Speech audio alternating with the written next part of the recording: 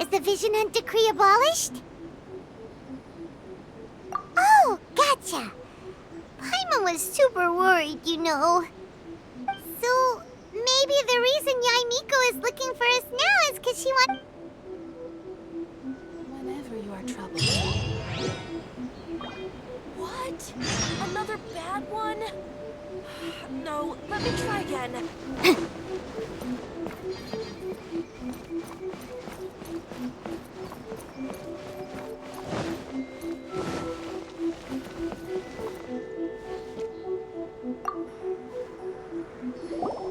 Why, hello. If it isn't the triumphant traveler. And why might you be visiting the shrine? A sign of piety, perhaps? You literally told us to come meet you here! I was just joking. I've been waiting for you. Seems like someone's in a pretty good mood. Mm-hmm. Catching up with an old friend I hadn't seen in years was truly delightful. By the way, I heard that you had a duel before the throne, with a Fatui Harbinger no less. Courageous, defeating Signora head-on in a duel means that your strength exceeds my expectations. Still, you did end up victorious. I gather congratulations are in order. Sure feels good to finally thwart the Fatui plan for once. They caused plenty of trouble along the way, but at the very least, they didn't get their hands on another Gnosis. Wait a second. Did you say Gnosis? As in, the little thing that looks something like a chess piece? Yep, that's the one. You've seen one too? Gnosis belong to the Seven. They're what keep them connected to Celestia. Oh.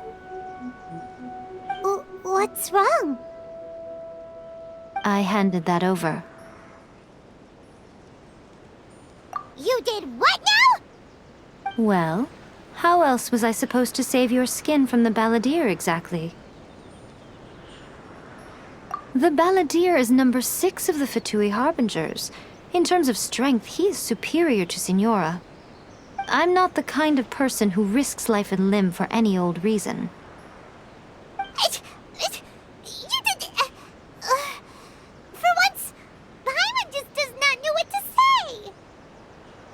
After A created her puppet vessel, she no longer had anywhere to put it. As her erstwhile closest friend, A handed it over to me, and I've kept it in the Grand Narukami Shrine ever since. She no longer needs the power of the Gnosis, and in any case, she tells me she has severed ties with Celestia.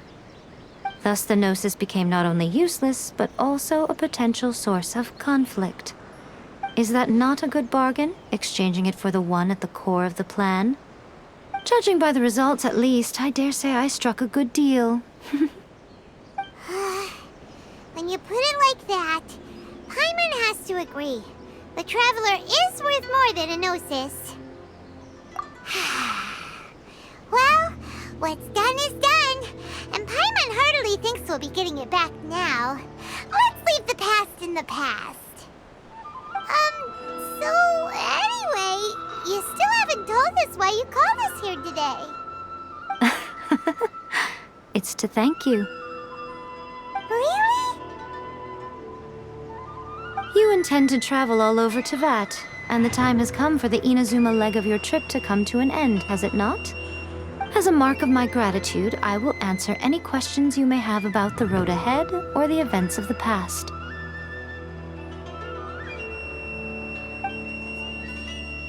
What would you like to know about? That puppet was built with technology that has been lost to time.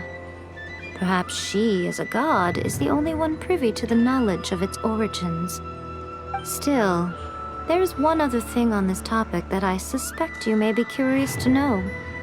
Before A began modifying her own godly form, she took it upon herself to create a prototype puppet. So, you mean there are 3 Raiden Shoguns? No, the prototype was merely a proof of concept. Its appearance and intellect were not based on A. It was a test. The original plan was for A to simply discard it. But perhaps A thought this to be too cruel, because in the end she chose only to seal the power within it. Later, this puppet wandered Inazuma as an ordinary human male with his own consciousness, until the Fatui took an interest in him. Ugh! Not the Fatui! Some eccentric geniuses in the ranks of the Fatui made adjustments to the prototype, not only unsealing his power, but very likely rendering him even more formidable than his original specifications.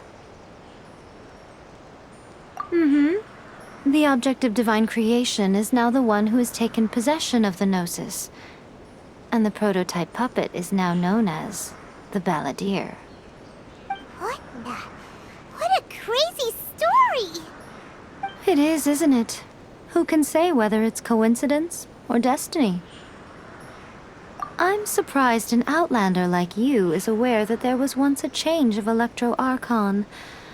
Few citizens of Inazuma are aware of this. Morat's told us. He said that the Electro Archon Ball has passed away. Yes. The truth of the matter is that there were two twin gods, Baal and Beelzebul. Twin gods? They won the Archon War together, and when Baal established the shogunate, Beelzebul became her Kagemusha, or shadow warrior. In other words, she acted as Baal's body double. Beelzebul is A, with whom we are now both acquainted. Baal's name was Makoto.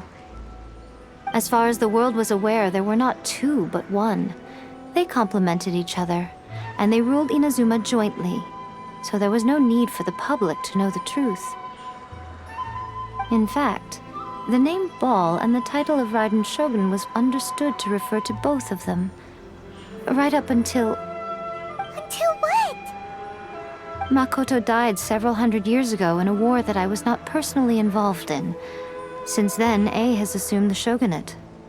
Losing her sister must have been super hard on A. That was when A began to change. Makoto was her greatest loss. Paimon feels like she understands A lot better now after finding that out. So what kind of god was Makoto? I didn't spend a great deal of time with her, but my impression was she was a gentle god, who in each moment cherished the beauty of what was before her. Wow! Sorry, I haven't a clue. I'm also unfamiliar with the god you describe. But if you still have doubts about A, I would say they are misplaced. Not only does she not fit your description, but she voluntarily gave up her gnosis long ago, severing her ties with Celestia in the process. That's good to hear. Otherwise, given that I'm her familiar, it could have made our relationship rather awkward, don't you think? Don't worry, we aren't looking to pick a fight with you. I wish you the best of luck. May you soon discover the truth behind it all. As for your sister's whereabouts, I will use all the resources at my disposal to investigate it, and I will also borrow some of Ayato's people from the Shiumatsuban. I'll let you know if I find out anything. Consider it part of my means of thanking you. After leaving Inazuma, I think it would be easiest for you to go to Sumeru. Ooh, Sumeru! We've run into loads of scholars from there on our journey so far. Yes, well, Sumeru is the land of the god of wisdom, where the quest for wisdom and knowledge is never-ending. But their obsession gives rise to some truly inexplicable things. For example, in Sumeru, knowledge is holistically managed as a resource. Knowledge is a resource? Yes. I don't know whether it was the sages or Lesser Lord Kusanali who came up with the idea. Lesser Lord Kusanali? That's a cute name. Oh, you haven't heard. Lesser Lord Kusanali is the deity in whom the people of Sumeru place their faith. It's their chosen term of endearment for her. I'm sure you must have some things to discuss with her too. I wish you all the best. Are you sure? Okay then. Oh, Traveler. Do you still have the omamori I gave you? Keep it safe. Is that all you... There was me thinking that you might hang it around your neck to show off to the world, telling everyone who inquired that it was given to you by none other than Yai Miko, the wise and beautiful. Who in their right mind would do that? Okay, I'll stop. Now, a question for you. Traveler, what is your ambition? I see. But that is merely a small goal, based on what preoccupies you here and now. Your ambition should be something that transcends the world below and the starry sky above. Something that shines in unison with fate itself. Perhaps the reason you do not possess a vision is that such an ambition has yet to be engendered within you. It's a possibility. Continue on your journey, and maybe that moment will come to pass.